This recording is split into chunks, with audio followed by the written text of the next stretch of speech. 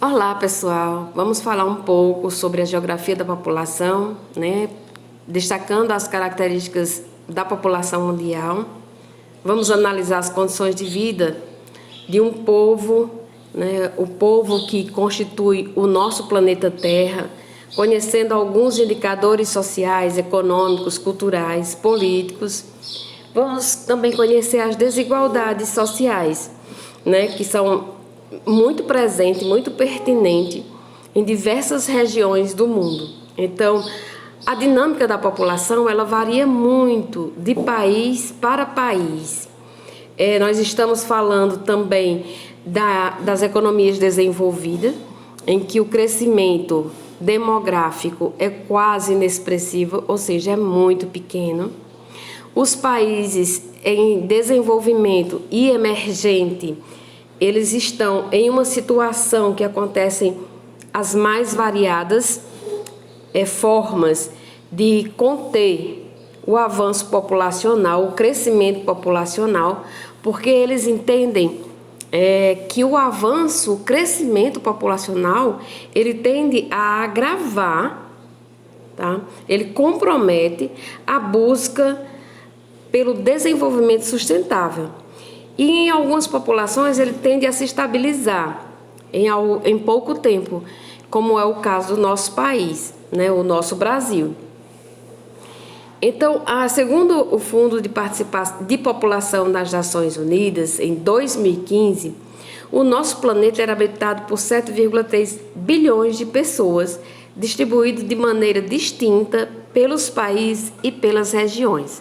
Sejam regiões ricas, sejam regiões pobres ou sejam regiões emergentes, que não é tão rica, não é tão pobre e sofre do mesmo jeito, né? Aqui nós temos um mapa sobre a densidade demográfica e nesse mapa se reflete através das cores como o nosso planeta está habitado. Esse planisfério mostra as cores mais intensas, mais fortes, onde existe um maior número de população em determinada área da Terra, e quando as cores ficam menos fortes, é onde a população é muito pequena em decorrência do território que ela habita. Nós vamos entender um pouco o que é densidade demográfica, né? Por que é importante analisar a distribuição da população em um território? Como é importante conhecer o conceito de densidade demográfica? Densidade demográfica, pessoal, é um índice que permite avaliar, ou seja, conhecer a distribuição da população em dado território, permite que sejam feitas comparações entre as diversas regiões avaliadas. E esse índice é muito importante, porque aí nós vamos ter uma análise se um determinado território é pouco povoado ou muito povoado. E aí nós vamos ter alguns cálculos que determinam como nós podemos chegar ao índice de densidade demográfica. Vamos lá.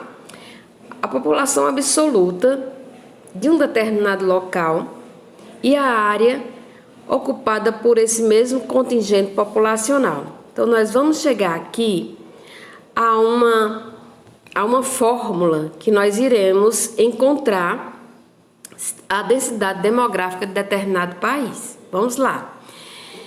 Vamos calcular a densidade demográfica da população do Japão. Este é o exemplo que está no slide, né? O país possui uma área de 377.801 km² e uma população em 2010 de 127.156.225 habitantes.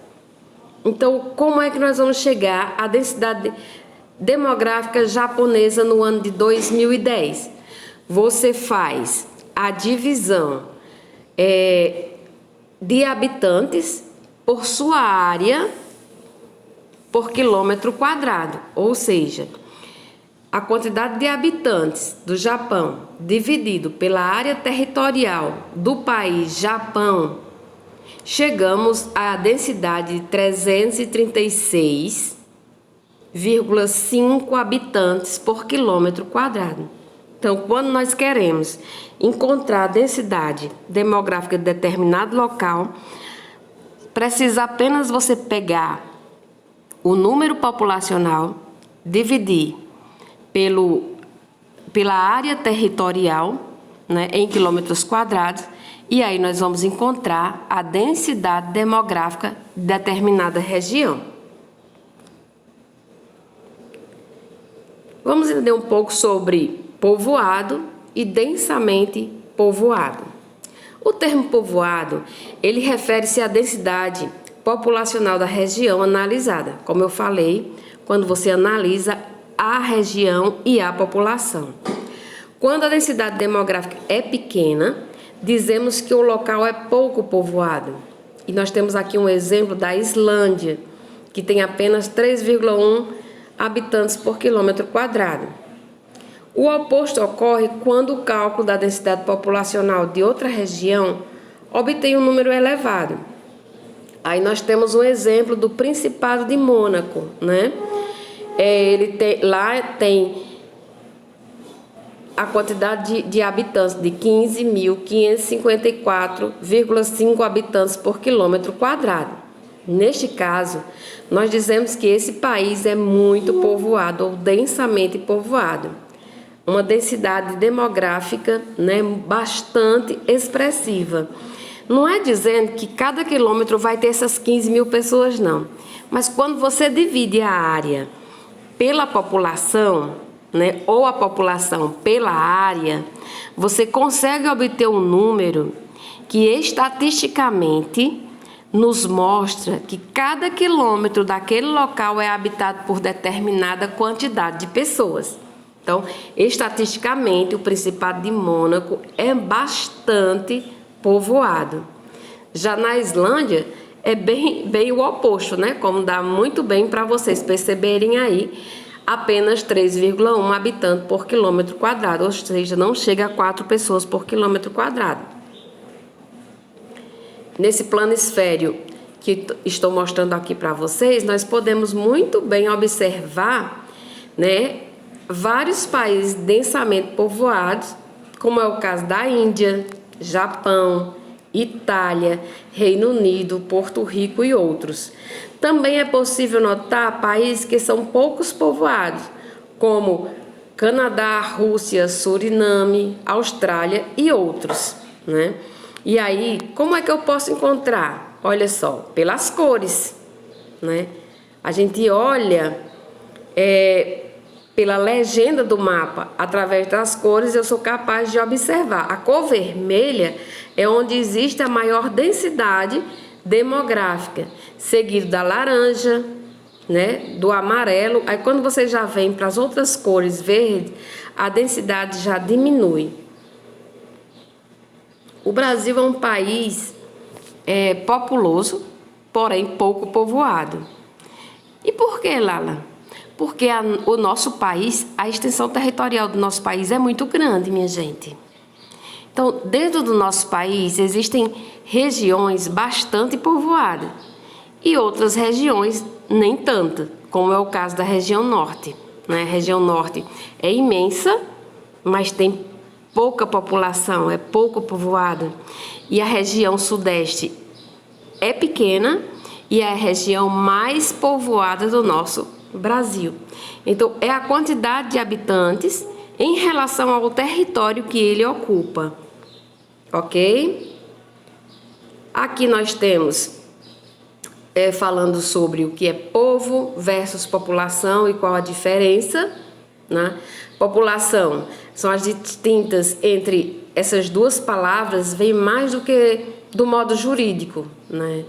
Ele vem mais do que do dicionário. Por quê? Porque população é um conceito numérico e povo é um conjunto de pessoas que se oriundam de um determinado local, independente de onde esses indivíduos vivem atualmente. Por exemplo, né? Aí mostra que um brasileiro, mesmo que ele mora nos Estados Unidos, ele faz parte do povo brasileiro, mas não da população do Brasil. Em outras palavras, ele nasceu no país, porém mora em outro. Em resumo, População, todas as pessoas que estão em determinado território. E povo, todas as pessoas nacionais de determinado país, independente de onde você esteja.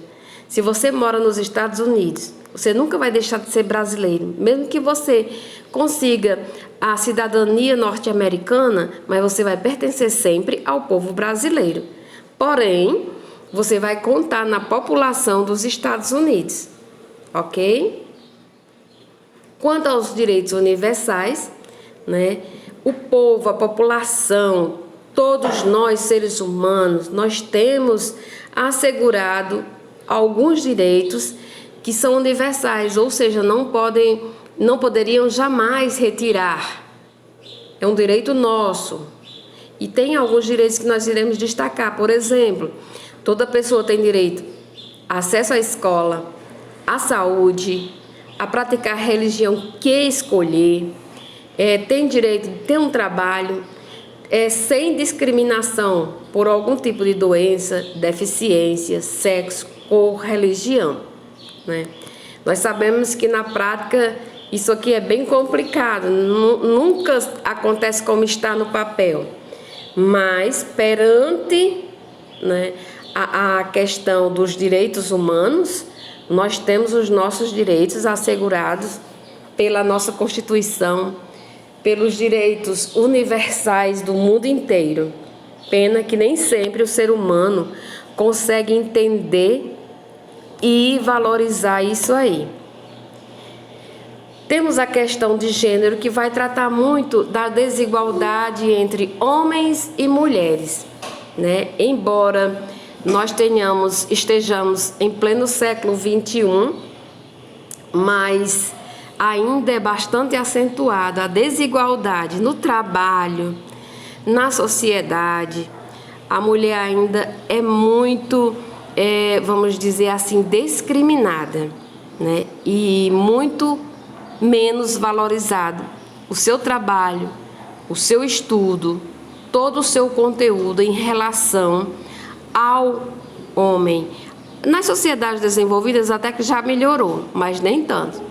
Mas em sua maioria o mundo ainda é bastante preconceituoso com o sexo feminino, tá? Para finalizar, temos aí a etnia e temos a nação. O que é etnia? É um grupo de pessoas com características físicas e históricas em comum. E nós sabemos muito bem que quando nós temos uma característica muito forte, semelhante, as pessoas já dizem: tu é determinado local, tu é isso, não é assim? Então, a etnia nos dá essa característica.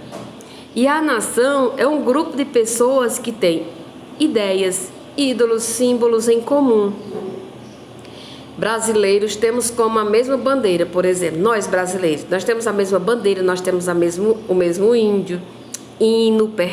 nós temos o mesmo hino e temos quase os mesmos símbolos, né? O Brasil, ele é composto de diversas nações indígenas, né? E aí tem as que são minoritárias e as outras que são mais majoritárias. Em sentido antropológico, muitas vezes a palavra povo também é utilizada como sinônimo de nação e etnia. E aí nós falamos muito das nações, por exemplo, indígenas, né? Que eles têm um idioma próprio, um território próprio, mas infelizmente ainda muito mesclado, muito discriminado dentro dos países. E nós aí vamos destacar o nosso Brasil, que pouco valoriza a nação indígena.